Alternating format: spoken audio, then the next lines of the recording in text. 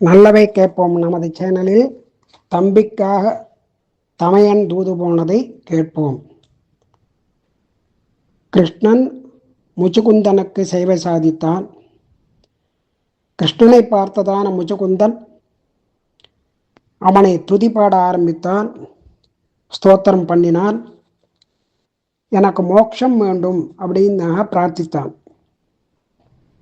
உடனே கிருஷ்ணன், நீ பண்ணிருக்கக்கூடியதான புண்ணிய கர்மாக்களுக்கு உயர்ந்ததான லோகங்களில் பல போகங்களை அனுபவித்து அதன் பிறகு நீ மோட்சத்துக்கு வரலாம் என்று சொல்லி அனுக்கிரகம் பண்ணினான். இந்த முச்சுகுந்த ராஜா தன்னுடைய புண்ணிய கர்மாவின் பயனாக உயர்ந்ததான சிறந்த லோகங்களில் நல்ல போகங்களை அனுபவிக்கணும் அப்படிங்கிறதுக்காகவும் நல்ல உயர்ந்த குலத்திலே ஒரு பிறவியை கொடுத்தான் கிருஷ்ணன். அந்த பிறவியிலும் முன்பிறவியினுடைய ஞாபகமானது நினைவானது எப்பொழுதும் இருக்கும்படியாகவும் அனுக்கிரகம் பண்ணியிருந்தான். அப்படி அவனுடைய அனுக்கிரகம் தகுந்தார் போல முச்சுகுந்தன் கொஞ்ச நாள் கழித்து அந்த குகையிலிருந்து வெளியே வந்தான். பல நாட்களாக உறங்கி கொண்டு இருந்ததால் அவன் எழுந்து பார்க்கும்போது யுகமே மாறியிருந்தது. துவாபர யுகத்தின் முடிவில் தூங்கச் சென்றவன் கண் விழித்து பார்க்கும் பொழுது, வெளியே வந்து குகையை விட்டு வெளியே வந்து பார்க்கும் பொழுது கலியுகம் வந்து விட்டதை தெரிந்து கொண்டான். முந்தைய யுகங்களில் மனிதர்கள் மிகவும் உயரமானவர்களாக இருந்தார்கள். இப்பொழுது எல்லோரும் குள்ளமாக இருக்கிறார்கள் அப்படிங்கிறதை தெரிந்து கொண்டு, ஏன் பகவான் நமக்கு அந்த யுகத்திலேயே மோட்சத்தை கொடுக்கவில்லை? எந்த போகத்தை நாம் அனுபவிக்க வேண்டும்? மோட்சந்தானே நமக்கு வேண்டும், அதை கொடுக்க வேண்டாமா? உயர்ந்ததான போகங்களை அனுபவித்து விட்டு வா என்று கூறிவிட்டானே என்று யோசித்தான். ஒரு தீவிரமான ஒரு வைராக்கியம் அப்படிங்கிறது எனக்கு இல்லாதனால தான் கிருஷ்ணன் எனக்கு மோட்சம் கொடுக்கல அப்படிங்கிறத தெரிஞ்சின்றான். அந்த வைராக்கியத்துக்கு பிரதானமான காரணம் என்ன அப்படின்னு கேட்டால், உலகப்பற்று இருந்ததால் வைராக்கியம் வரவில்லை. அதனால் நாம் சென்று ஒரு தவம் செய்ய வேண்டும், தபஸை மேற்கொள்ள வேண்டும் அப்படின்னு அவன் தபஸ் பண்ணுறதுக்காக போனான். இந்த தபஸ் பண்ணினாலும் வைராக்கியம் அப்படிங்கிறது இருந்தால் தான் மோட்சமானது கிடைக்கும். அந்த தீவிர வைராக்கியம் நமக்கு இல்லையே அப்படின்னு முகம் வருந்தினான். யாதவர்களை பயமுறுத்தி வந்ததான காளையவனனை நல்ல ஒரு உபாயத்தினால கொன்றுவிட்டதான கண்ணன் மதுரைக்கு வந்தான். அப்பொழுது காளையவனன் போனாலும் அவனுடைய சைன்யங்கள் எல்லாம் நாற்புறமும் சூழ்ந்து கொண்டு அந்த மதுரை நகரத்தை முற்றுகையிட்டு இருந்தது. அதை பார்த்ததான கண்ணன் அந்த சைன்யங்கள் எல்லாவற்றையும் அழைத்து கொண்டு உக்ரசேன மகாராஜாவினுடன் ஒப்படைத்தான். இப்படி கிருஷ்ணன் பலவாறாக அந்த யாதவர்களுக்கு துணையாக இருந்து அனுக்கிரகம் பண்ணினதால் துவாரகையிலே கொஞ்சமும் சத்ரு பயம் இல்லாமல் அந்த யாதவர்கள் சந்தோஷமாக இருந்தார்கள். கிருஷ்ணனுடைய தமையனான பலராமன் கிருஷ்ணனிடத்திலே, நான் நந்தகோகுலம் சென்று வருகிறேன், நம்மளுடைய பந்துக்களை எல்லாம் பார்த்துட்டு வருகிறேன் என்று சொல்லி அவன் கிளம்பினான். அங்கே நான் கோகுலம் வந்தவுடனே எல்லோரையும் பார்த்து, பெரியவர்கள் சிறியவர்கள் குழந்தைகள் எல்லோரையும் பார்த்து சந்தோஷமாக எல்லோரையும் கட்டி ஆறத் தழுவி சிரித்து பேசி விளையாடினான். எல்லாம் கௌரவம் கொடுக்கக்கூடியவர்கள் பெரியவர்களுக்கு மரியாதை கொடுத்து எல்லாம் பண்ணினான்.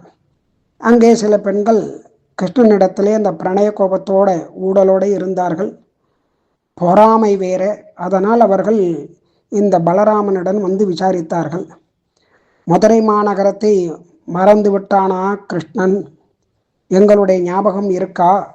அந்த மதுரை நகரத்து பெண்களை பார்த்து அவர்களுடைய அழகில் மயங்கி விட்டானா? எங்களை பற்றி ஏதாவது பேசுகிறானா? நாங்கள் கிராமத்தை சேர்ந்தவர்கள். இந்த கிராமியமான செயல்களை சொல்லி அவர்களிடத்தில் எங்களை பரிகாசம் செய்கிறானா? நாங்கள் எல்லோரும் அடிக்கடி பாடுவோம், அப்போதெல்லாம் எங்களுடன் கூட இருந்து அவனும் ஆடிப்பாடி மகிழ்ந்தான், நாங்களும் ஆடிப்பாடி மகிழ்ந்தோம். அதையெல்லாம் அவனுக்கு நினைவு இருக்கிறதா? இங்கு எங்களை பார்க்க வேண்டும், உறவினர்களை பார்க்க வேண்டும், தாய் தந்தையர்களை பார்க்க வேண்டும் அப்படிங்கிறதான நினைவு அவனுக்கு கிடையாதா என்று தங்களுடைய வருத்தங்களை ரொம்ப ஆற்றாமையினாலே தெரிவித்தார்கள். பலராமன் இடத்திலே பேசினார்கள். பேசி ரொம்ப வருத்தத்தை தெரியப்படுத்தி அவன் நினைக்கவே மாட்டானா என்று சொல்லி, இனிமே நாம் அவன் சுகமாக அந்த பெண்களுடன் வாழும்பொழுது நாம் ஏன் வருந்த வேண்டும், இனிமே அவனை நினைக்க வேண்டாம் என்று சிலர் கூற, இன்னும் சில பேர் அவன் நன்றி மறந்தவன் என்று கூறுகிறார்கள். நன்றி மறந்ததில் அவன்தான், செய்நின்றி மறந்தவர்கள் பிரசித்தமானவன் கண்ணன்தான் அப்படின்னு அந்த பெண்கள்லாம் சொல்றா. அகர்த்தஜோகி சஹா அப்படின்னு அந்த பராசர மகரிஷி சொல்றார். அந்த கோபிகைகள்லாம் எப்படி அந்த கிருஷ்ணனை இப்படி நன்றி மறந்தவன் சொல்றா, அது அவ சொல்றதே ஒரு ரசிக்கும்படியா இருக்கு அப்படிங்கிறார் அந்த மகரிஷி. காரணம் என்ன அப்படின்னு கேட்டா, கிருஷ்ணனிடத்துல அந்த பழிகள்லாம் பொருந்தாது. இருந்தாலும் அவர்கள் ஒரு கோபத்தினால, கிருஷ்ணனை விட்டு பிரிந்ததுனால, அந்த வருத்தத்தினால அத்தியந்த பக்தியுக்தானாம் நைவசாஸ்திரம் நச்சக்கிரமஹா அப்படின்னு அவளுக்கு சாஸ்திரமும் தெரியாது, கிரமமும் தெரியாது, முறையும் தெரியாது. ஆனால் பக்தி ஒன்று தான். அவனிடத்துல வைத்திருந்ததான அன்பு, பிரீத்தி, அதனால் இப்படி கிருஷ்ணனை பார்க்க முடியலையேங்கிறதான ஒரு ஏக்கம், அந்த ஏக்கத்தினால ஒரு வெறுப்பு அந்த வெறுப்புனால பேசுகிறார்கள் எல்லோரும். மறுபடியும் பலராமன் இடத்துல கேட்கிறார்கள், அவன் வரமாட்டானா, அவனை பார்க்க முடியாதா, அவன் எங்களை நினச்சின்னு இருக்கானா, ஏதாவது சொன்னானா, எப்பயாவது கேட்குறானா, எங்கள் ஞாபகம் வருதா, இப்படியெல்லாம் மாறி மாறி கேட்டு தங்களுடைய ஆற்றாமைகள் எல்லாம் அவர்கள் வெளிப்படுத்தி, அவனை பார்க்கறதே ரொம்ப துர்லபம், ரொம்ப அரிது, அவனை பார்க்க முடியாது அப்படின்னு ஒரு நிச்சயம் பண்ணிட்டு இருந்தாலும் அவர்களுக்கு கிருஷ்ணனுடைய பக்தி ரொம்ப அதிகமாகிடுது. கிருஷ்ண பக்தியினுடைய ஒரு அதிகமாக ஆனத்தினால அந்த பலராமனையே பார்த்து கோவிந்தா தாமோதரா அப்படின்னு கூப்பிட்டு சந்தோஷப்பட்டுண்டா. ஒரு க்ஷணத்தில் அந்த பலராமரை இப்படி கிருஷ்ணனா நினச்சி கூப்பிடுறா. கிருஷ்ண பக்தி எவ்வளவு மோகத்தை கொடுத்துருக்கு அப்படின்னு. இது பலராமனுக்கு ரொம்ப ஒரு சங்கடமாக எடுத்து, ஒரு வருத்தமாக எடுத்து, உடனே அந்த பலராமன் என்ன பண்ணுறார் அப்படின்னு கேட்டால், இல்லை தம்பி, உங்களுக்கெல்லாம் ஒரு விஷயம் கிருஷ்ணன் சொல்லி அனுப்பிச்சிருக்கான் கண்ணன் அப்படின்னு சொல்லி அவன் சொல்லி அனுப்பிச்சதான அந்த விஷயத்தை சொல்கிறா. ரொம்ப மதுரமாக இருக்குது, இனிமையாக இருக்குது, ஒரு விஷயத்தெல்லாம் சொன்னான் அப்படின்னு சொல்லி அவளை வசீகரிக்கக்கூடியதான அந்த சந்தேசத்தை, அதாவது அந்த தகவலை தெரியப்படுத்துகிறார் பலராமர். சந்தேஷைகி சாம மதுரைகி பிரேம கர்ப்பைகி அகர்விதைகி ராமேண ஆஸ்வாசிதா கோபியா ஹரிநாகிருத சேதசா. அந்த கோபிகைகளை ரொம்ப ஆஸ்வாசப்படுத்துகிறார். கண்ணன் உங்களெல்லாம் மறக்கவே இல்லை, நன்னா ஞாபகம் வச்சுன்னு இருக்கான், எப்பொழுதும் உங்களை சொல்லின்னு இருக்கான், நீங்கள்லாம் கவலைப்படாதீங்கோ அப்படின்னு சொல்லி ரொம்ப ஆஸ்வாசப்படுத்துகிறான்.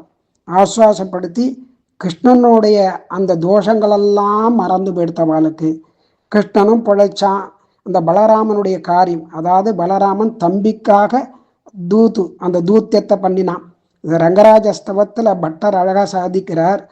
தூத்தேனாபிச்சயஸ்ஸ கோபவனிதாக கிருஷ்ணாகசாம்பியஸ்மரன்னு அப்படின்னு. இப்படி ராமாவதாரத்தில் தம்பியா பிறந்து பகவானுக்கு அகம் சர்வம் கரிஷ்யாமி ஜாகிரத ஸ்வபதஷ்டதேன்னு அகோராத்திரம் ராத்திரி மகளும் எல்லா பொழுதும் நான் கைங்கரியம் பண்ணுவேன்னு பண்ணான். அதே கிருஷ்ணாவதாரத்தில் அவன் தமையனாக பிறந்து அவனுக்கு கிருஷ்ணன் தம்பி கைங்கரியம் பண்ண வேண்டும்.